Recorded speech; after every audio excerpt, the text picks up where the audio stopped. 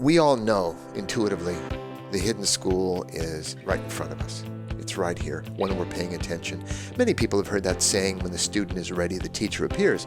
Becomes sort of a cliche, but what I think it means, when the student is ready, any of us, when we're really paying attention, the teacher appears everywhere.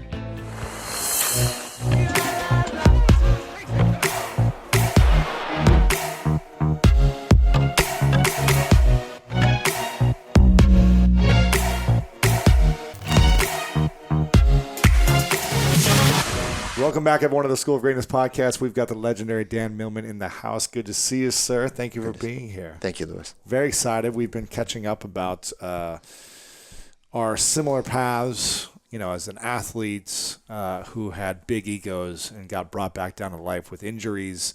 I was telling you about how The Peaceful Warrior was very impactful in my life, so thank you for writing that book and for I'm more of a movie watcher, so the movie was inspiring for me. And you've just been on an amazing journey for so many years. You've helped so many people, so thank you for all the work you've done and what you continue to do. And you got the new book out called The Hidden School, The Return of the Peaceful Warrior. So for those who don't have it yet, make sure you guys go pick up this book, The Hidden School. And why The Hidden School? Why the Return of the Peaceful Warrior? Is that not enough already for people to have the Peaceful Warrior? You need The Hidden School as well? Louis, I'd have to say my life has been more like improvisational comedy than strategic planning. I know there are people who plan their lives and, plan the work the plan, that sort of thing. But it's been a strange journey, like the Grateful Dead, a long, strange trip. I wrote this book, Way of the Peaceful Warrior, in 1980. It came out in paper and started reaching a lot of people through other people. Did it take off right away, or did it take some time? Oh, it's got its own story. In fact, the book died. When it came out, it was subtitled A Basically True Story. And the bookstores didn't know where to put it. I didn't give it the subtitle. The editor thought it would be clever. But the bookstores didn't know what shelf to put it on, so the bookstores didn't take any copies. And so the book went out of print almost immediately. I figured I'd had a brief career as a writer. And then 4 years later, this old gentleman, I call him old, but he's probably was a few years younger than I am now, but he was a retired publisher, read a copy of the out-of-print book and said, I'm going back to publishing and I'm starting with this book. It took him 2 years to get the book chains to take one copy in each store, but the word of mouth started. And we were getting letters, people going, this book changed my life. This book changed my life. And I was going, how? I started asking people. And so he put a subtitle, A Book That Changes Lives, provocative, of course. And so it was passed through families and generations and still going strong today. I didn't write another book for 10 years. I had nothing new to say, so I didn't write another book. But then I wrote, Way of the Peaceful Warrior looked like a complete book. It had a beginning, middle, and end. But it wasn't complete. There was a page and a half where I just referred to journeys I took around the world. But I never really went into details. So 10 years later, I wrote about adventures in Hawaii in a rainforest with a Hawaiian shaman, teaching the underworld, the subconscious. And so I wrote that book, but it took 37 years after the first book until I was ready to write The Hidden School. But both of those books are slices, expanded slices of the first book. So now it's finally complete, and I can rest for a little while. You're done with that series now. Yeah, gotcha. Yeah, wow. Yeah. And so what is The Hidden School about then?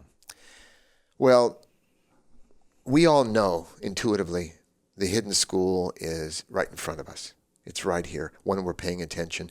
Many people have heard that saying, when the student is ready, the teacher appears. Becomes sort of a cliche, but what I think it means, when the student is ready, any of us, when we're really paying attention, the teacher appears everywhere. Small incidents in life that happen can turn us around. And I know you've had that experience as well. Yeah. So have I, and many of your listeners, I expect. So that's what it really means. So the hidden school is everywhere, but I had to search.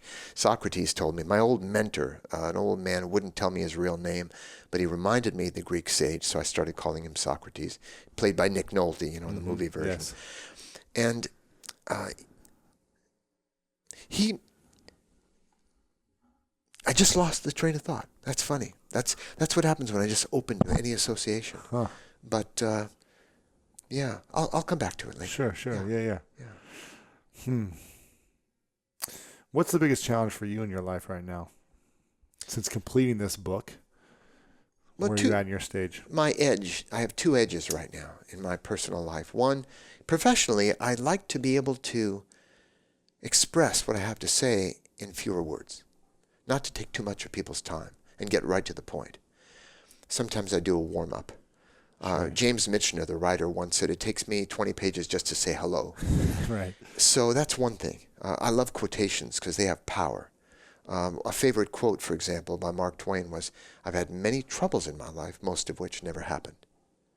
And people go, wow, that's true for me too. Because most of our troubles are in the past, future, in our imagination. They don't actually happen to us. Mm-hmm. So quotes are reminders, and that's what I try to do through my writings and speaking, is remind people of what they already know, but they tend to forget. What's your biggest trouble right now that hasn't happened? Probably, well, it has. I think the biggest challenge is with my family. When people are intimate, they say you always hurt the ones you love. Well, it's not a matter of hurting them. I mean, we traditionally speaking, we get along very well. Yeah. But it's having a really good rapport with my daughters. Grandkids are great. I've got little grandkids, and they climb all over me. Yeah. But actually, I found I could get along with my daughters really well, even through the teenage years, but unless I said something insensitive or stupid like "hello." So it's been a continuing challenge. Really? And how old are your daughters? That's the arena. My daughters are 49, 37, and 35. Wow. So and it's challenging to understand daughters. I'm not a father yet, so you're gonna have to educate me. But it's challenging to. Well, it can be. It can be. Every relationship is different. And I don't want to give the impression we have a bad relationship. We have a very good one. Mm-hmm. But still, with families, it's more challenging. Ram Dass used to say, you think you're enlightened? Go visit your parents. Yeah. You'll get frustrated as hell, right? Yeah. So within families, that's a cauldron of growth. Why are we so triggered by the people we love the most? We're vulnerable to them. We care about what they think, and they care about what we think. Someone else can say something, and we just brush it off. It slips off our back. But when a family member, a father, a mother, says something to a child, they can remember it for years, and you never know. So you can't make casual comments without really understanding where they are. So that's been a challenge for me in my own life. How do we heal those relationships, those triggers that affect us so much? Well, if I knew, I'd do it. Right. People have asked me, I've written 17 books, and, Everyday Enlightenment, No Ordinary Moments, and about the 12 gateways to personal growth, and so on. And people say, well, Dan, have you mastered all that you write about? And the answer clearly is no. But I'm sincerely practicing. And that's all I can ask of anybody. Mm-hmm. And if you observed me, I think you'd find I'm a good example. Perfect? No. But good example? Yes. Mm-hmm. Albert Schweitzer once said, in influencing other people, example is not the main thing. It's the only thing. And so I just do my best to be a good example. Yeah. So that's what I continue to do. Yeah. What do you think's missing in your life the most right now? Nothing. Absolutely nothing. As people come up to me a lot and ask me, they say, Dan, I'm doing pretty well, but I haven't reached my potential yet. Uh-huh. And I want to ask or suggest, maybe you already have. Maybe last week was your high point. And then what are you going to do? Mm-hmm. Enjoy life? Right. Continue to evolve? Relax a little bit? Because it's crazy making that we never reach our potential. Whatever it is, we've got to do 100%. Well, there's a point at which, I really appreciate the title of your first book, The School of Greatness. It really calls people to their best. If I would ever start a school, I'd probably call it the School of Goodness. I don't aspire quite that high. Or if I were to start a church, I might call it the Born Yesterday Church of Occasional Clarity. Has a certain ring to it. Yeah. So or you'd start the Hidden School. Or the Hidden School. And each of us has our own hidden school. I believe that very sincerely. Our lives are like, daily life is a form of spiritual weight training. You don't lift any weights, you don't get stronger. Mm-hmm. And so I often ask people in audiences when I speak to groups, raise your hand if you've ever experienced physical, emotional, or mental pain in your life. Of course, all the hands go up. And I invite people to disagree with me, because if we agree on everything, only one of us is necessary. But I hope we can agree on this. And I think your listeners will relate. Any pain, any difficulty, adversity, challenge we've had in our life, because of that, I think we're a little bit stronger now, a little bit wiser, and maybe even more compassionate. We know what the big stuff is, and we know what the little stuff is. So it lends perspective. We don't have to welcome adversity. Right. We don't have to look for it. I shattered my right femur, my right thigh bone in 40 pieces in a motorcycle crash when I was a young man here in Los Angeles. And if that hadn't happened, I probably wouldn't be sitting with you here now. It shook me up. I started asking bigger questions. You can relate.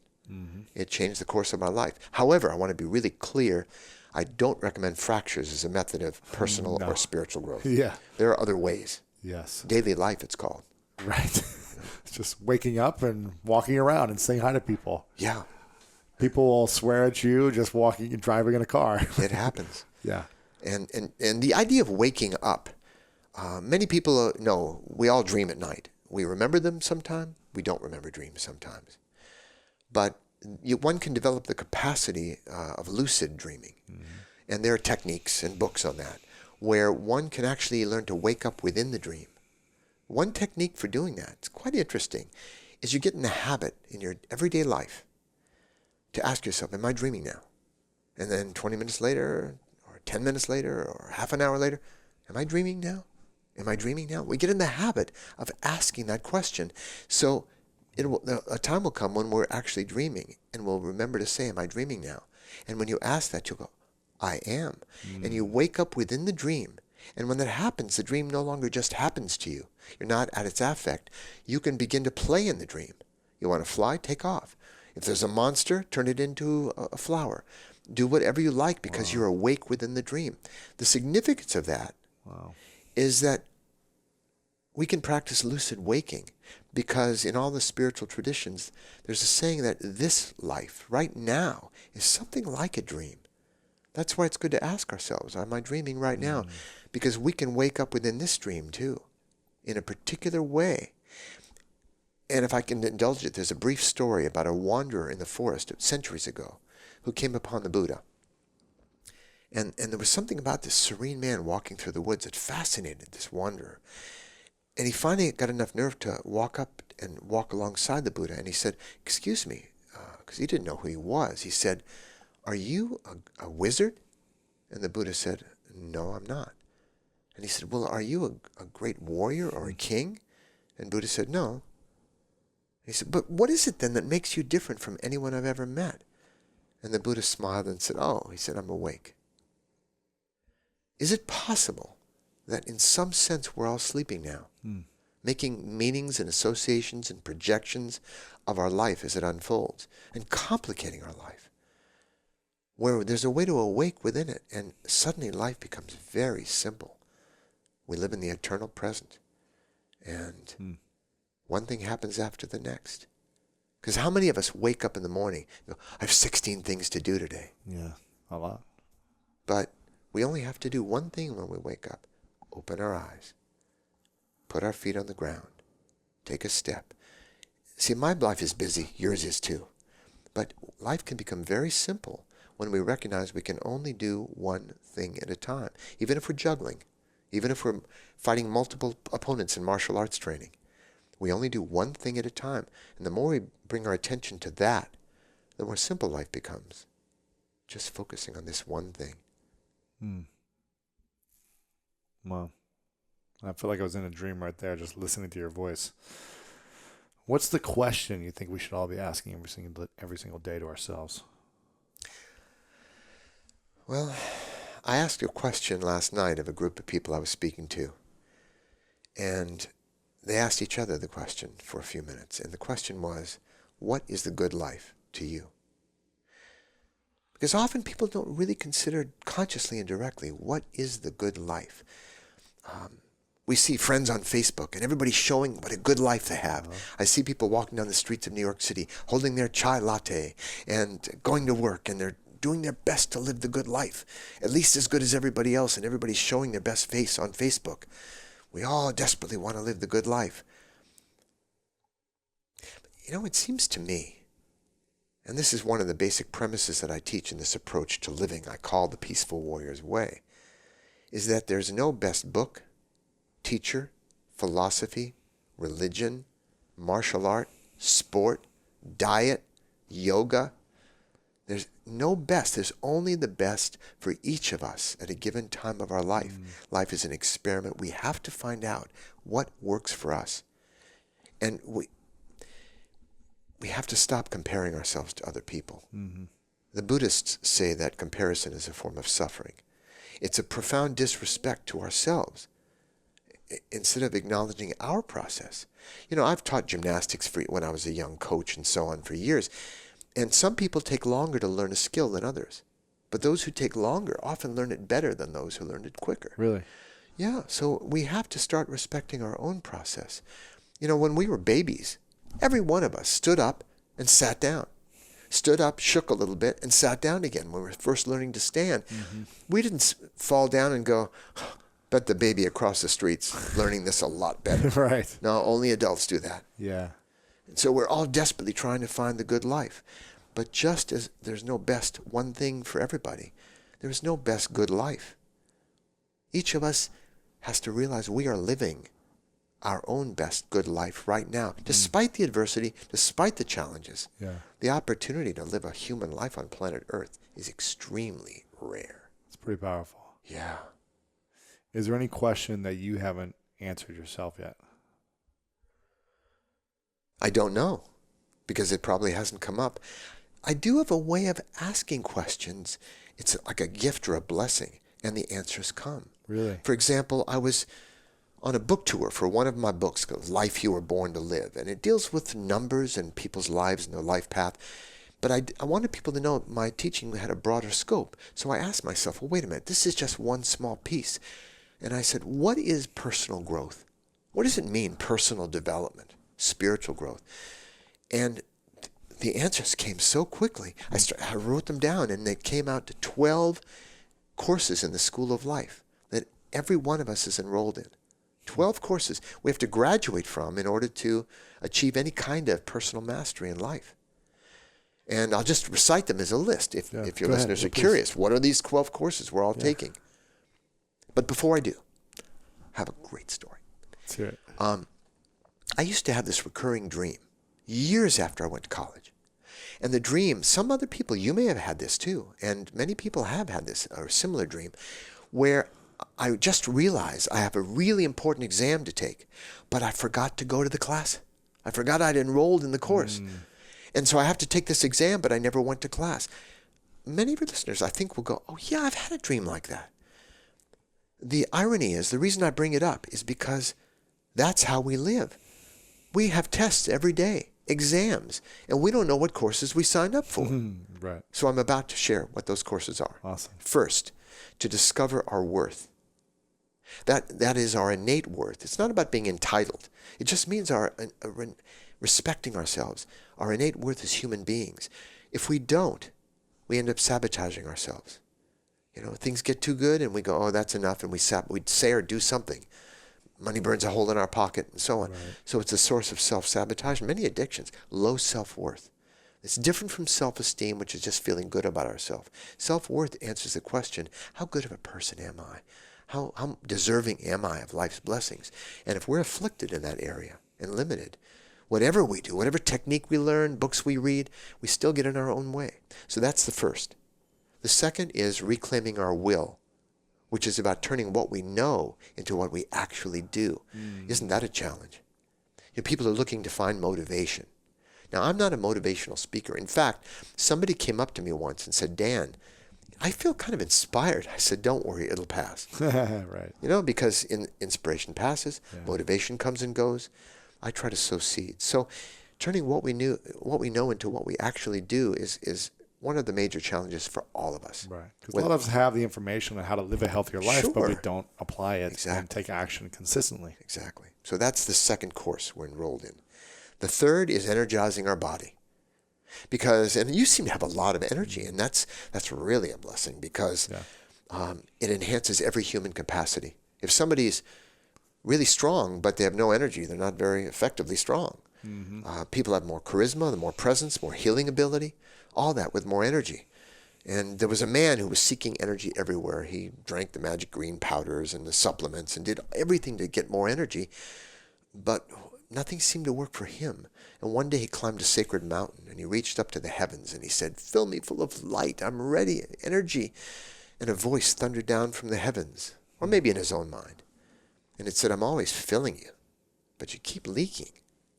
And that's our human condition. We're surrounded by spirit, by beauty, by inspiration, in some sense every day. The weatherman doesn't come on and say 20% chance of rain, 30% spirit out today. Right. But we're often preoccupied. What am I going to do about my relationship, my career, my finances?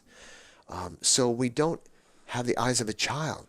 We don't have the free attention to look around and notice the beauty of a tree. Once in a while, we have these peak experiences, these moments. So energy, that's the key. And to plug up these leaks, to reduce the tension we do things with. So that's the first leak, extra tension. And that's a real practice in life, learning to relax more. And the second leak is inhibited breathing. It can be valuable to deliberately hold our breath for periods of time as part of physical training. In yoga, there are exercises where you hold the breath. Sure. But what we don't want to do is unconsciously hold the breath. When somebody's taking a selfie, they're holding their breath. Often when they're sitting down or standing up or pouring liquid into a glass. We hold our breath many times during the day and wonder why we feel tired. So learning to breathe like a pendulum fully and just remembering to breathe. A young man came up to me once and said, "Dan, I know you do consultations with people, but you charge a lot of money." And he said, "I'm a poor college student. I only have $1. What can you tell me for $1? And I told him 6 words that could change the course of his life if he practiced them. Here and now. Breathe and relax. And that's a lifetime practice. And it really can enhance anything we do in any aspect of life, from making love to doing sports. Here and now. Breathe and relax. So I'll go on very quickly because that's a long list. After energize the body, manage your money. Need I say more? Tame the mind. Tame the mind. Tame the mind, and I have different approaches for that. Trust our intuition, because most of us are trained to trust just logic, reason. But sometimes we make a reasonable decision, and the next morning we wake up with a weird feeling. So we have to listen also to that still voice inside. And the next is accept our emotions, major part of life. And finally, well, then we go into face our fears. Self-doubt, insecurity, all that stuff. And illuminate our shadow, which is really all about self-knowledge, seeing ourselves and accepting ourselves realistically instead of a gloss of persona. Becoming authentic. It's really about that, being real. And then embrace our sexuality. You can't ignore that in personal growth. Right. How we channel our energy in that way. Awakening the heart, and finally serving our world. Finding a way, as you have, when you stopped being a performer in sports, like you found a way to serve other people. Right. And so serving our world is a way we connect with people in a meaningful way. Even people who are independently wealthy, they need a way to serve and to make a difference in the world. So those are the courses, now your listeners know. And this is not a burden. It is not something we have to add to our life, all these 12 areas. They're part of our life. We've all been enrolled in the course. Whether we like it or not. Whether we like it or not. It's happening, yes. That's what comprises personal growth in everyday life. Yeah, I love those. I'm glad to hear. I didn't know what those 12 were before, but I'm glad to know that your last one, the service, it's the last chapter in the School of Greatness, is Beautiful. If you want to live a great life, you've got to be willing to give back and be of service to the world, whether it be your family, community, country, the world, however much you can impact. Exactly. It's all about that. If it's just for ourselves, it's kind of unfulfilling, right? I was so much into self-improvement. Maybe you were too. I took memory courses, speed reading, and gymnastics and juggling and martial arts. And one day I realized no matter how much I improved myself, only one person benefited.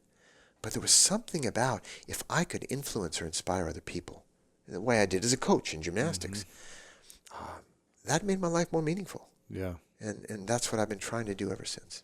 What's the greatest skill that you have, you think? I don't know that I'd call it a skill, but it's more of a calling. I just really, I feel a oneness with everybody I meet. I can be talking with a group of people, and I think I'm talking to myself. In a real sense, I am. So I think that connection with other people. I'm on the subway in Brooklyn, where I live now, and going into Manhattan, and I look around at all the people. I love to people watch. Me too. I wonder what they were like when they were kids, and what they're going through.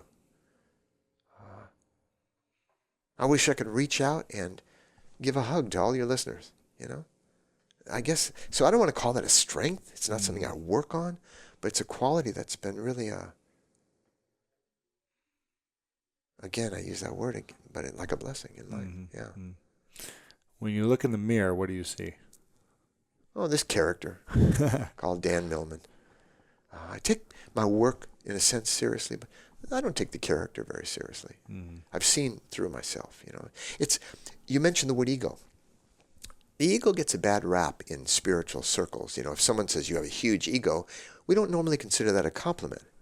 But when Freud coined the term, ego just meant self, identity. It was neutral.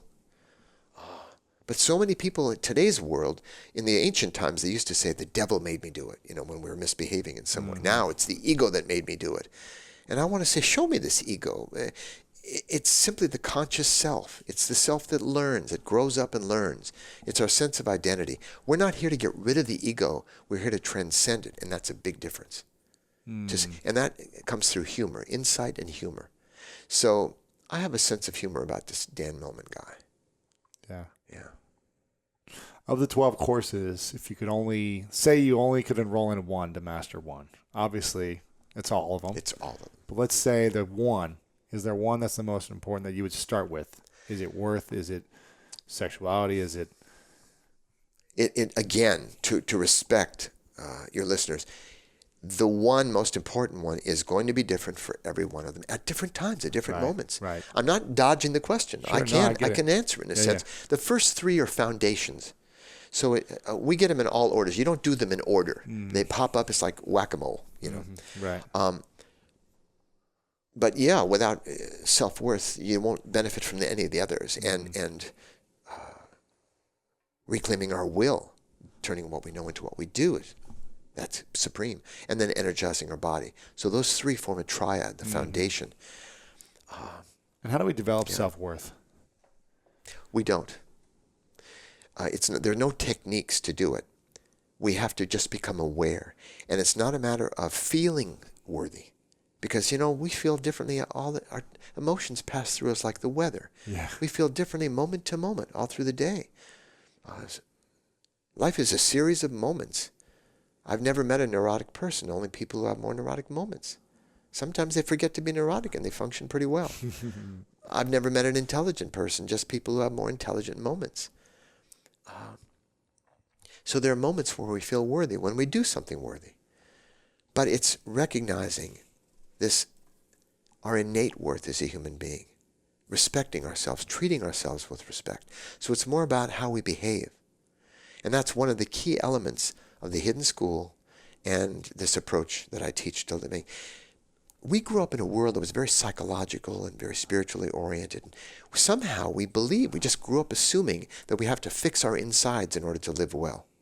That if we just have the right thoughts and the right emotions, like confidence and love and peace and happiness, confidence, then we can go out and live well.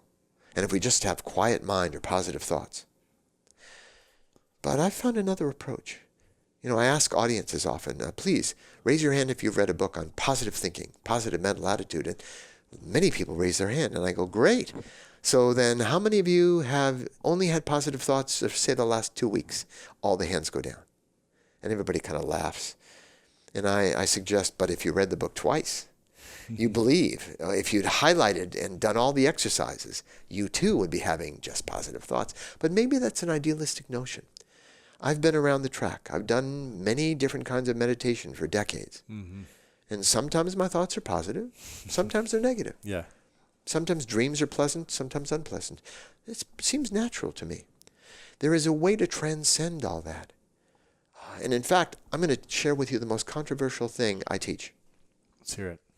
I do not encourage you, Louis, or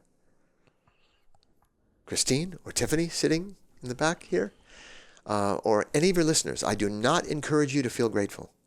I don't encourage you to feel kind, or loving, or peaceful, or happy, or confident, or courageous. I just encourage you to behave that way. Now, some of your listeners might, wait a minute, Dan, that's a bit off-putting. You're saying feel one thing and behave a different way? Isn't that inconsistent? Isn't that inauthentic? Maybe even hypocritical. But I would ask, what if you were walking down the street and you saw a little baby lying in, somebody left it in the middle of a heavy traffic street, cars whipping by, and you were terrified of running out in the street, but you found yourself doing that. And you didn't think. You grabbed the baby, and you ran off, and you dodged the cars. So while feeling afraid, you behaved as if you were courageous. Would that be inauthentic? Would that be hypocritical? No. That would seem highly virtuous of behaving with... In fact, we can only behave with courage when we're feeling afraid. So I'm suggesting we can behave with kindness when we're feeling angry. Not easy. We can behave with confidence when we're feeling shy. There is a way of liberation while we live in everyday life, not waiting for some cosmic experience, by focusing more on what we do in the moment, rather than fixing our thoughts, fixing our feelings, because we have a lot less control over what we feel in any given moment than what we actually do. Really?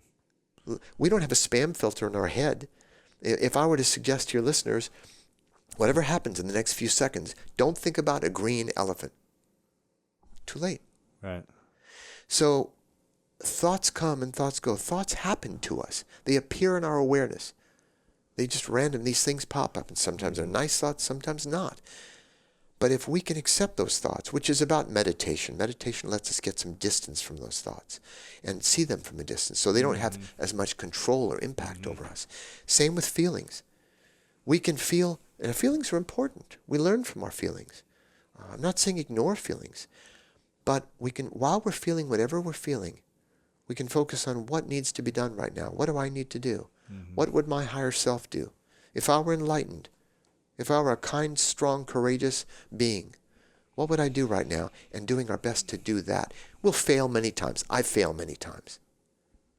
But it's a great practice. Yeah. Focusing on what we do simplifies life a lot. Absolutely, yeah.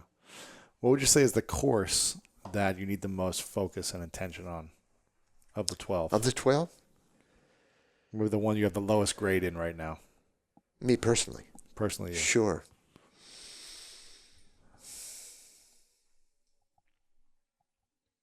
Well, it wouldn't be embrace your sexuality. In fact, even at my age, I still have sex almost every day. Really? Almost on Monday, almost on Tuesday, almost on Wednesday. That's a good one. I had to slip that in. That's a good one. I'm sorry about that. But, that's a good one. All right.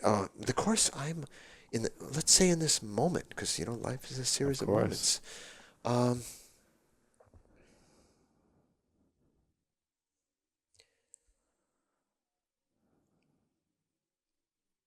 I've always had a challenge managing my money. Really? Yeah. There was a period of time where I was mastering poverty consciousness. And I remember seeing some attractive young women in their late teens or maybe early 20s getting out of a Mercedes. And I looked at them and I felt negative about them. It was so strange. I didn't know them. They might be very lovely young women, nice people. But because they appeared to have a lot of money, or maybe I was thinking, they're driving their mommy or daddy's car. That it came out of nowhere. I was making an assumption. And I realized in that moment, if that's how I feel about people who are well off, I'm certainly not going to attract much money. I don't want to do that, yeah. Yeah, I don't want to do that. I had these issues with money, In movies, all the movies I saw as a young man, the wealthy people were mean. You remember It's a Wonderful Life, that movie, that old classic? Mr. Potter, who owned the bank in half the town, he was a Scrooge-like character. Really selfish and mean. And the poor people, they were the salt of the earth. So to me, I grew up thinking, money is the root of all evil and all that stuff. I'm sure you've had guests who talk about that. But I was stuck on that. And I finally realized, that as you well know, that money is a form of energy. It makes us more of who we already are. If we're greedy, it makes us more so. If we're kind, it makes us kinder and more generous. So I saw through that and worked with it. But, some people can walk naked into the desert and come out driving a Mercedes, and I've done all right for myself. I believe a peaceful warrior, that's all of us, can make good money doing what we enjoy while serving other people. All three are important. Yeah. You still struggle with that the most of the But I'd say that managing it, or yeah, and it's related to worth as well. Really? Yeah. Self-worth maybe ties into that. So I have had over the years, let's say, I've had that issue. Yeah. But right now, it's good to be conscious of these things. Yeah, of our different challenges. Of course. But over time, I've had difficulties with trusting my intuition. Learned to do that. There were some very interesting experiences I had around that. Taming the mind. We all have something. There's something for everybody. Yeah. It's called everyday life. To me, daily life, I think I view Earth as a divine school, and daily life is our classroom. What I'm saying is, daily life is guaranteed to teach us everything we need to learn eventually to evolve as human beings. We're actually in this school together. We call it relationships. We call it physical fitness or healing. We call it managing our money, career decisions. So no one needs to read my books or anyone else's or go to any seminars in order to keep evolving. People were evolving before books and seminars. Of course. But people ask me, well, then why do you write books, Dan? Why do you teach? Because a good reminder can help people learn more from everyday life. They don't have to learn harder lessons. Right. Could I share another quick story? Yeah. This guy named Ralph was given a parrot for a birthday present. Beautiful bird. They live a long time. Very intelligent. How long do they live? Oh, they can live 100 years. Really? Yeah, or more. A parrot? Yeah. Huh. I could be wrong, but that's what I heard. Yeah. Wow. A little bird told me. Wow. Yeah. Well, he loved this parrot. It was a beautiful bird, but somebody had taught it to curse like a sailor. I mean, it really had a creative string of epithets. And it embarrassed him. His mother would come over, Ralph's mother, and the bird would start cursing at her. And he tried everything. He played New Age music, played Anya. He taught him affirmations, but nothing seemed to change this bird. And finally, Ralph lost his patience, and he grabbed the bird and shoved him into the freezer, shut the door, figured it would teach him a lesson. And he heard the bird cursing, muffled squawking inside, but suddenly dead silence. And he said, I didn't mean to hurt him. And he opened the freezer. And the bird named Maurice, he walked out on Ralph's arm, stood on his shoulder, and said in his ear, Ralph, I had a realization in there. Very articulate bird. He said, I realize my behavior leaves a lot to be desired, and my language needs cleaning up. I know that now. And I vow to do better in the future. I hope you'll forgive me. Well, Ralph said, that's great. But then the bird said, but by the way, Ralph, when I was in the freezer, I noticed there was a headless chicken wrapped in plastic. Can you tell me what the chicken did wrong? So he was a smart bird. He wanted to learn the easier lesson, because lessons repeat themselves until we learn them. Notice that one? And if we don't learn easy lessons, they get harder. Life throws a ping pong ball before it throws a bowling ball. So that story is just a little bit about, there's a moral there. Yeah. We can learn a lesson from a dream, from an incident, from a suggestion somebody makes. But the more stubborn we are, the more dramatic the lesson. The harder the lesson will be. Yeah. Yeah. What's the thing you think about the most day to day right now? I can honestly say to you, I really don't ruminate on things very much. Over time, as I've seen the reality of this moment and this moment, I realize that there's no such thing as the past. What we call the past is something happening to us right now. Synapses are opening in our brain, and we are using something we call memory. So the past is gone. It's only kept alive as this thing we have, memory. And the future is our imagination. There is no future. Tomorrow never comes. It's always tomorrow. It's always 5 minutes from now. And then 5 minutes from now. You know, I had a friend who was feeling very depressed and suicidal. Mm-hmm. And I said, oh, it's okay to kill yourself. Just do it tomorrow. And when you wake up the next day, just say, okay, I can do it tomorrow. Tomorrow.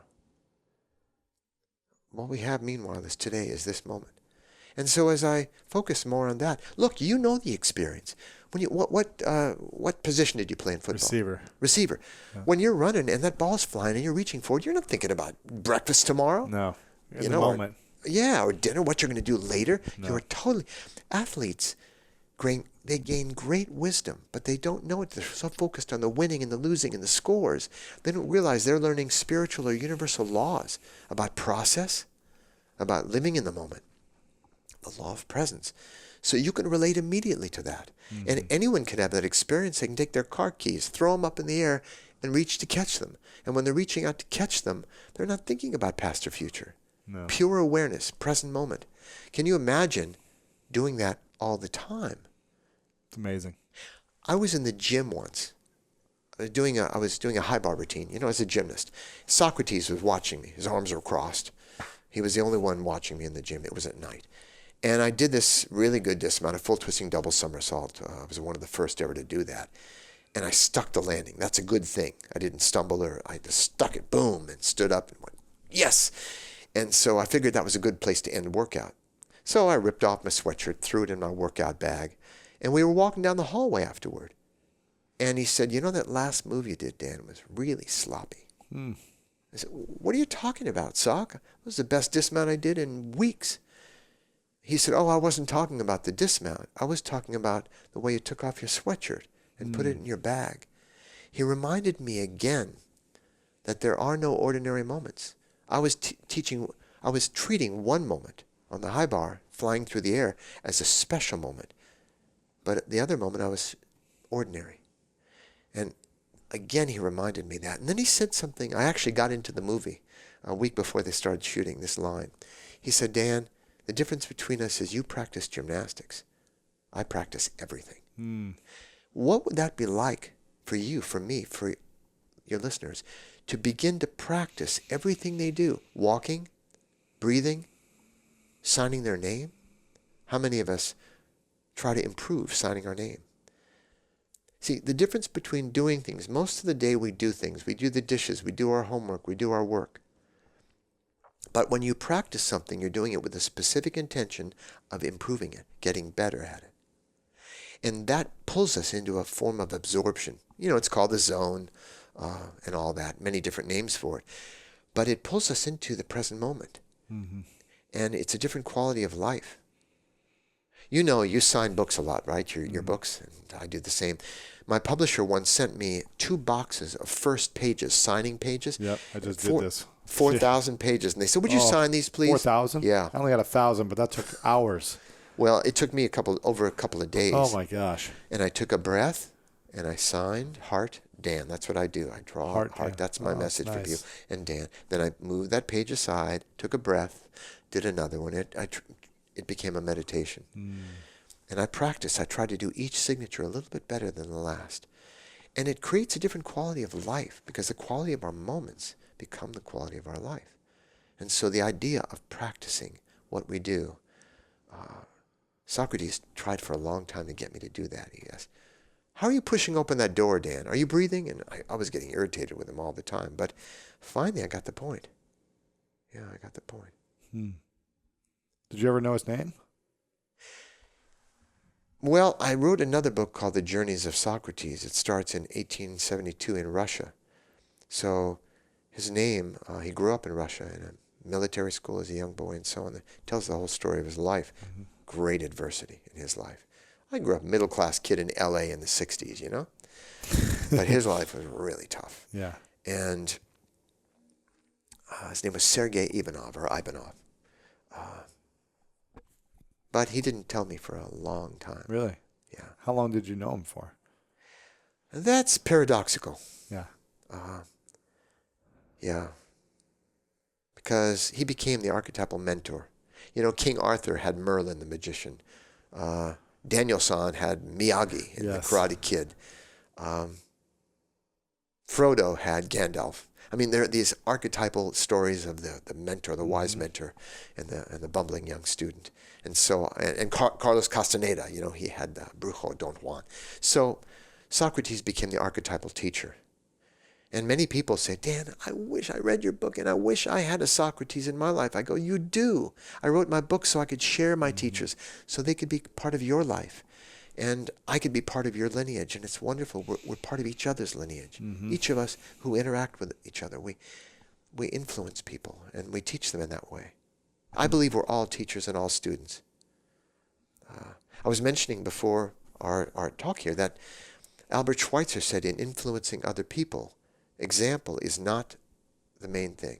It's the only thing. So that is how we teach. Many of us think, oh, nobody's paying attention to me. Yes, they are. Our peers, our colleagues, people on the street. After our session, I'm going to be walking down the street later, and if I see a piece of litter on the ground, I might just pick it up and toss it in a can. So I can't know the impact of my words, but I do know when I leave LA, it's going to be a little cleaner. I like that. Yeah. Little things can make a big difference like that. Somebody might see that, and they might pick up some litter sometime. Yeah. And I think that's how we have the major impact on people. Yeah. Yeah. If there was only one lesson you could share from Socrates, what's the most meaningful for you?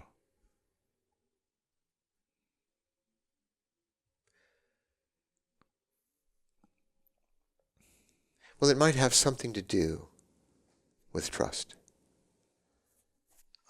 We second guess ourselves so many times. Coulda, shoulda, woulda. We could have done this, regrets, and so on. And in this sense, we're not trusting the process of our life. That everything that's happened to us has been for our highest good and learning. That's how I would define faith, F-A-I-T-H.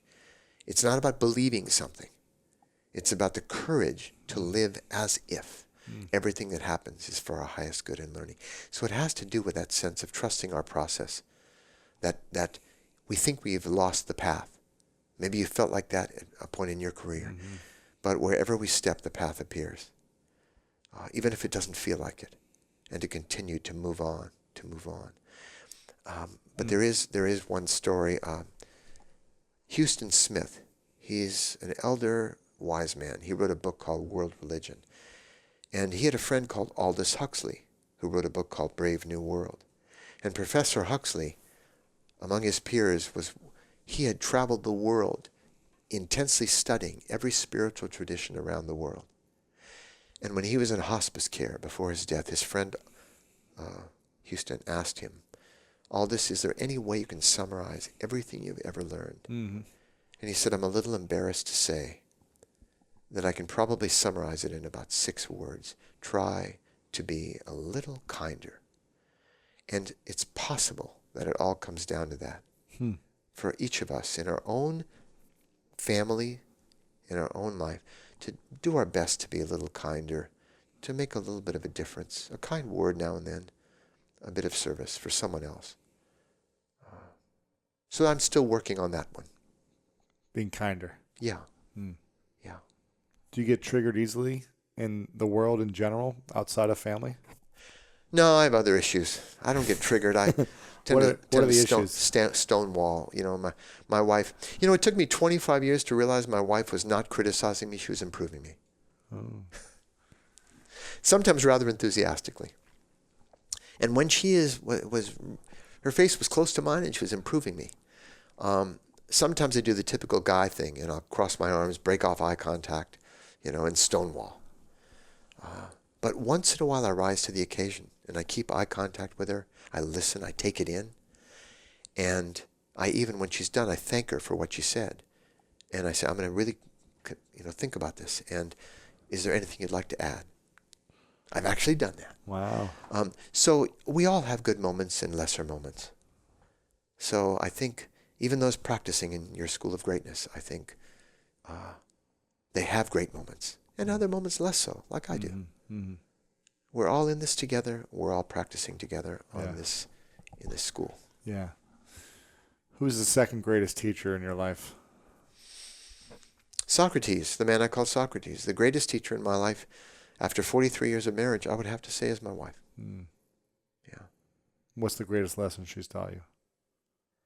She still is teaching me just to, she's a reminder to work at my edge, whatever it is that's most difficult for me. And again, as I indicated to you, and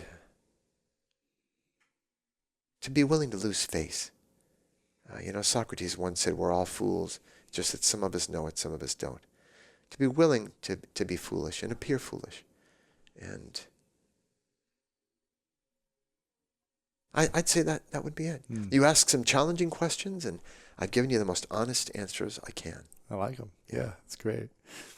People going through transition in their life, going through a dark time, a challenging time, an uncertain time, what feedback or suggestions do you have for them? Maybe financial crisis, maybe physical challenges, maybe career, relationship challenges where what was once certain is now not.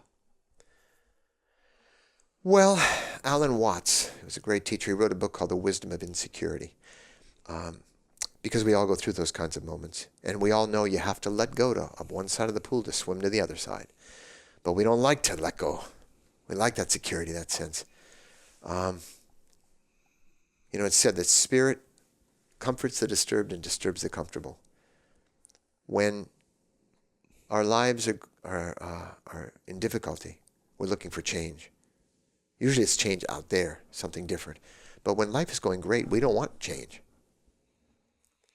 Life comes at us in waves of change we can neither predict nor control, but we can learn to surf.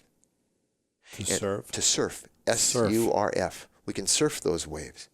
That is a fundamental life skill, to accept and make it over our way. Any good martial artist knows you can't always fight force with force. You get out of the way, you use the energy, and we use it to lift. Again, daily life, spiritual weight training. You don't lift weights, you don't get stronger. So to remember that, to hold to that thread, that in those moments, all right, another quick story.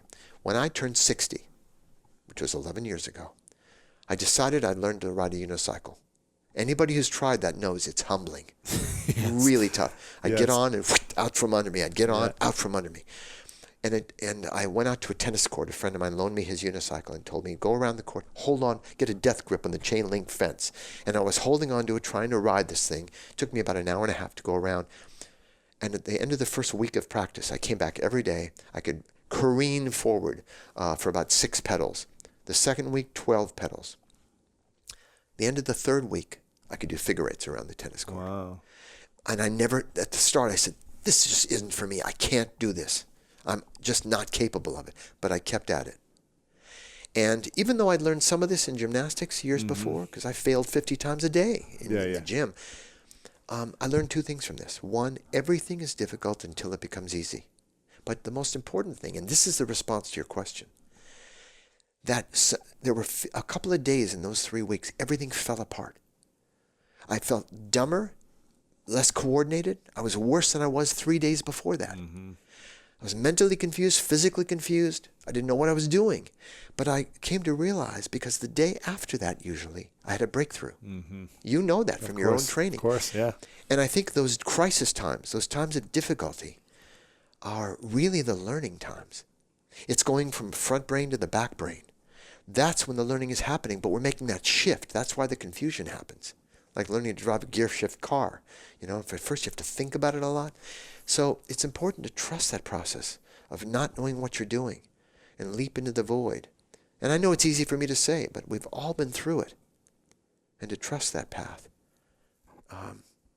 By the way, I did write a book specifically for people going through transitions. It's called The 4 Purposes of Life. Wow. We may have spoken with that. I'm not sure which book we spoke about. Yeah.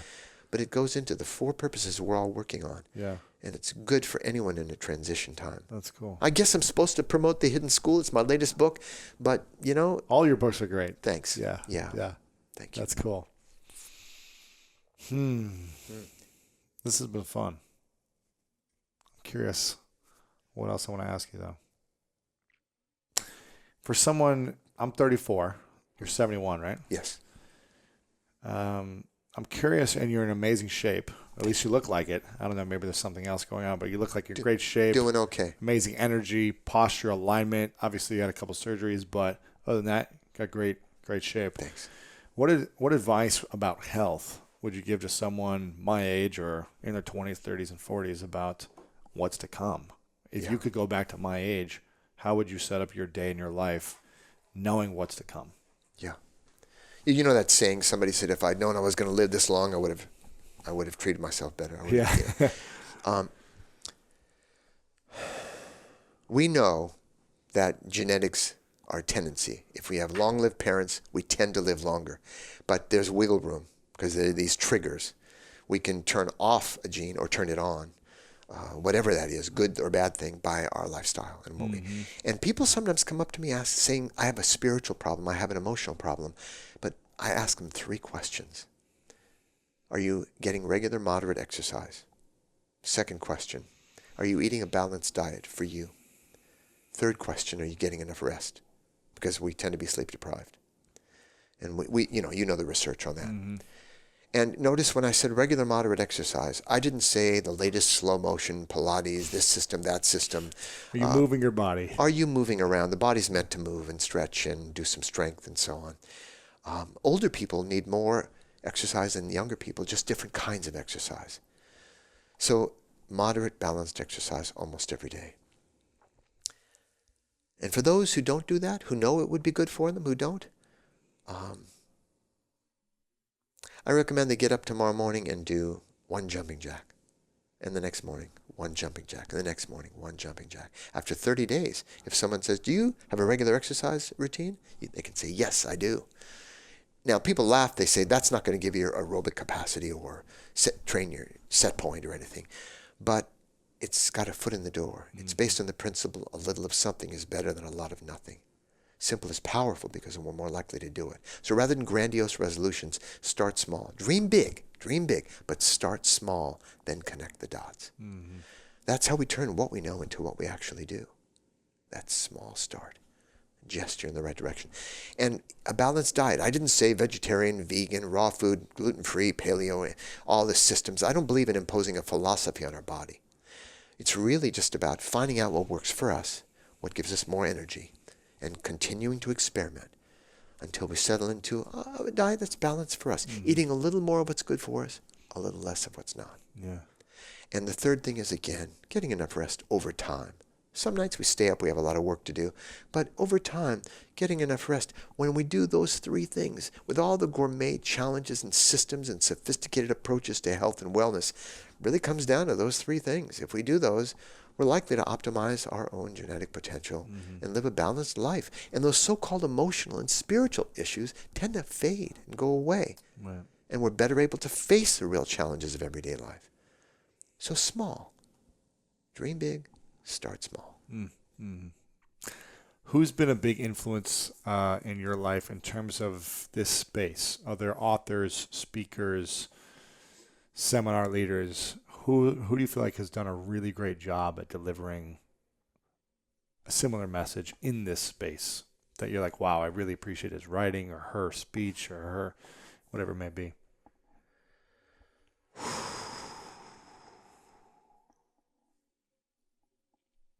Was there anyone that you do admire in the space? Or the reason I'm kind of holding back from that is next year I start my final book. It's probably going to be the last book I write.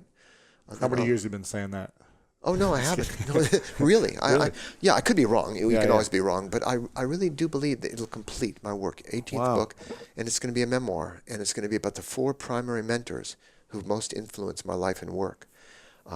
I will say this. One I call the professor, one I call the guru, one I call the warrior priest, and the 4th, the sage. These are other than Socrates. Wow. They influenced his character by the time I wrote the book. So you haven't shared these yet? No, so I'm kind of holding back on that. Cool, all right. Yeah, but that'll come out. That's yet to come. Can you share one that's not in those 4 that you're just like, wow, I really respect or admire them? Yes, and yet it's not really well-known speakers or teachers or writers. I mean, I've been influenced by books. I love fiction books like Tolkien, Lord of the Rings, epic fantasy. but Spiritual Search. My favorite movie is Groundhog Day. It's a great Love movie. that movie. It's a great movie. But it's people from everyday life. When I see someone do something that I admire, those close to me, my wife and daughters, I've become quite a feminist. I really can see the challenges for women today, as well as men. Yeah. So I take my role models on the subway. That's where I see them. And in the streets of New York. And here. That's cool. I'm sitting across from one now. I appreciate it. Thank Yeah. you. Appreciate it.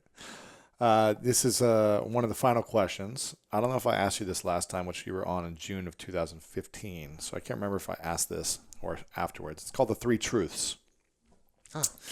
And let's imagine you've written your last book, and maybe you've written more, or you've done anything else you want to do for the rest of your life. You make it happen.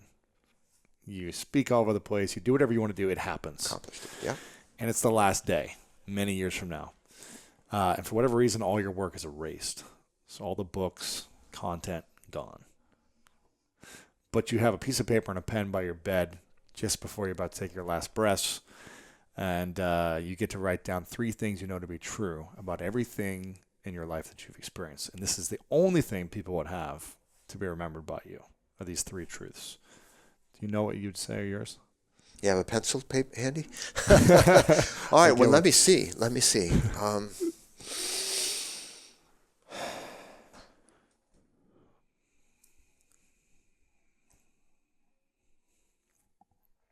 Yes. I would write down paradox, humor, and change. My old mentor Socrates gave me a business card many years ago, and those were the 3 words on it. Paradox, humor, and change. Humor meaning cosmic humor, not just laughing at jokes, but not taking ourselves so seriously in our life. Change, we talked about a bit earlier, that is a constant. The Buddha said, all that begins also ends. Make peace with that, and all will be well. So change is, and if we can learn to flow with change, that's a huge, huge life skill. But paradox may be the key. In fact, in the hidden school, I'm going to bring it back to that.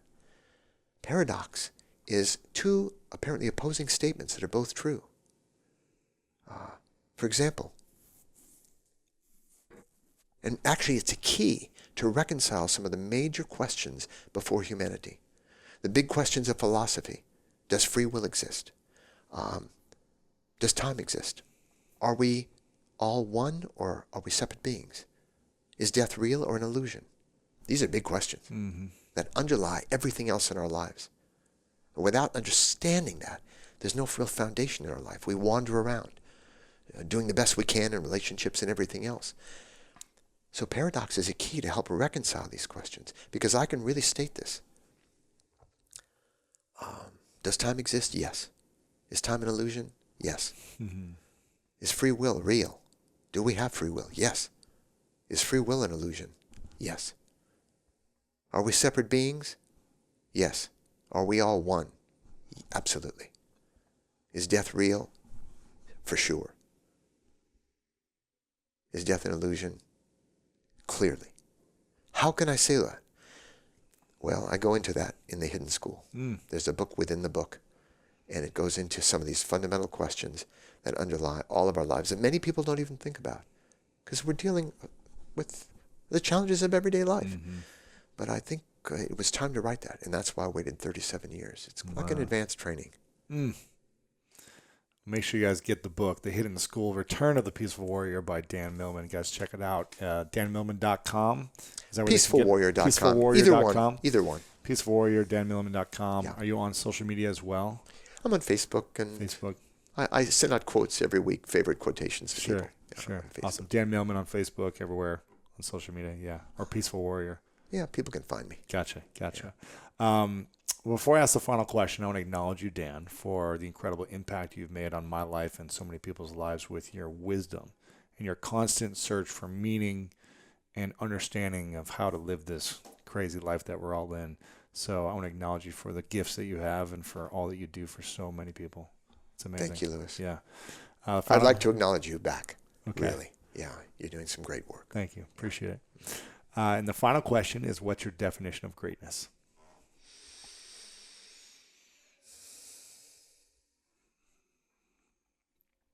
The word that came up for me, everyone.